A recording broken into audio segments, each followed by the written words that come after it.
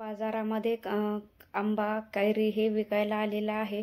तर मग मी आज ही कैरीची एक रेसिपी बनवलेली आहे उन्हाळा स्पेशल। तर मी तुम्हाला आज रेसिपी सांगते काय बनवलेली आहे। दीपा रेसिपीच्या यूट्यूब चॅनलमध्ये सर्वांचे खूप खूप स्वागत आहे। तर मग मी इथे 2 कैऱ्या घेतलेल्या आहेत। वजनी ह्या पाव किलो कैऱ्या आहेत। या कैऱ्या 2 ते 3 पाण्याने स्वच्छ धुवून घ्या व त्या कैऱ्यावरची आपल्याला साल काढून घ्यायची आहे। आणि आता सांगणार आहे कैरीचं मी काय बनवलं आहे ते। व्हिडिओ हा नक्की शेवटपर्यंत बघा आणि ही रेसिपी कराल तर खायला खूप छान लागते। आपली आता सर्व साल काढून तयार झालेली आहे। आणि आता हा खिसणीचा मोठा डब्बा घ्या। आपल्याला ही कैरी खिसून घ्यायची आहे। दोन्हीकडूनही घेऊ शकता, मोठी आणि बारीक पण आहे। मी मोठ्या यानेच कैरी खिसून घेणार आहे कारण की पटपट छान पडल्या जाते। मी तुम्हाला दाखवत आहे, कैरी खिसून दाखवत आहे।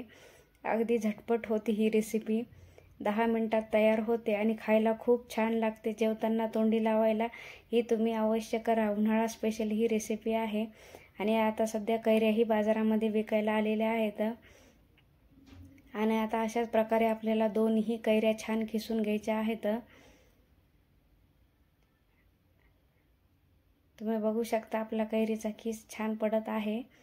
आता अशाच प्रकारे आपला खीस तयार झालेला आहे कैरीचा। आता यामध्ये काय काय टाकायचं आहे ते सांगणार आहे मी। चला तर मग आधी आपल्याला चवीनुसार मीठ घालायचे आहे। मीठ थोडे जास्तच घाला कारण की ही जी रेसिपी 2 ते 3 दिवस छान टिकते।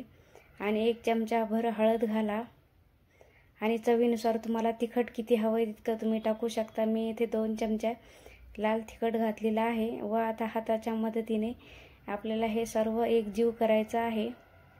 आणि ही रेसिपी 1 ते 2 दिवस छान टिकते मीठ जर जास्त टाकले तर, नाहीतर तुमच्या चवीप्रमाणे तुम्ही घालू शकता, तुम्हाला किती मीठ हवं आहे तितकं। आणि हे खायला खूप छान लागते।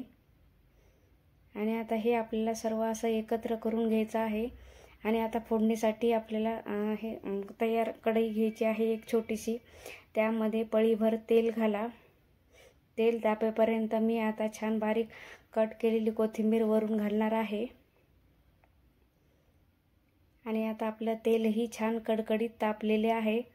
त्यामध्ये मोहरी, जिरे व कढीपत्त्याचे पाने हे फोडणीला घाला। आणि आता ही फोडणी आपल्याला ह्या तक्कूवर टाकायची आहे। याला कैरीचा तक्कू म्हणतात किंवा कैरीची चटणीही म्हणतात। आमच्याकडे याला कैरीचा तक्कू असे म्हणतात। आणि तुम्ही ही रेसिपी नक्की ट्राय करून बघा। अगदी 10 ते 15 मिनिटात होते, जास्त वेळही लागत नाही।